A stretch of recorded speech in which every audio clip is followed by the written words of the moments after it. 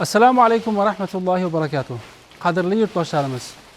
Mana alhamdulillah Alloh taoloning fazli bilan muborak Ramazon oyi eshik qoqib kirib kelmoqda.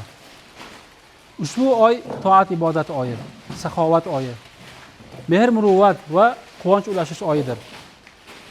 Shu munosabat bilan biz Saxovatli qo'llar xayriya jamoamiz bilan birgalikda har yili bo'lgani kabi bu yil ham Ramazonning barokati nomi ostida faoliyatlarimizni boshlab yubordik. Va hozirda mana ko'rishingiz mumkin, Ramazonning barokatini ehtiyoj egalariga ulashib, ularning xonadoniga bir xursandchilik kirishlik maqsadida hozir 1000 ga yaqin oziq-ovqat paketlarini tayyorlamoqdamiz.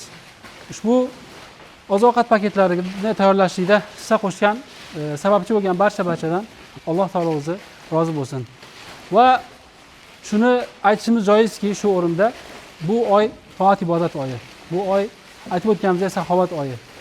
Va bu oyning har bir lahzasini g'animat bilgan holda yaqinlarimizni, ota-onamizni, qarindosh urug'larimizni, aka-ukalarimizni, qo'ni-qo'shnilarimizni holidan xabar olib, ularning og'irlarini yengil qilib, muhtojlarni, ehtiyoj egalarini bir og'irlarini yengil qilib, qo'limizdan kelgancha savob amallarni qilib qolishlikka harakat qilaylik.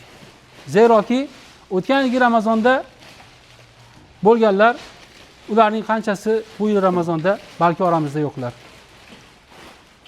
Alloh taolo o'zi barchamizdan qabul qilsin va siz azizlarni ushbu loyihalarimizda, xayr loyihalarimizda bizlarni moddiy bo'lsin, ma'naviy bo'lsin qo'llab-quvvatlashingizni va ijtimoiy tarmoqlardagi videolarimizni yaqinlaringizga ulashib, videomiz ostiga o'z fikr va mulohazalaringizni yozishingizni barchangizdan so'rab qolamiz. Kirib kelayotgan Ramazon oyi siz va bizga barchamizga muborak bo'lsin.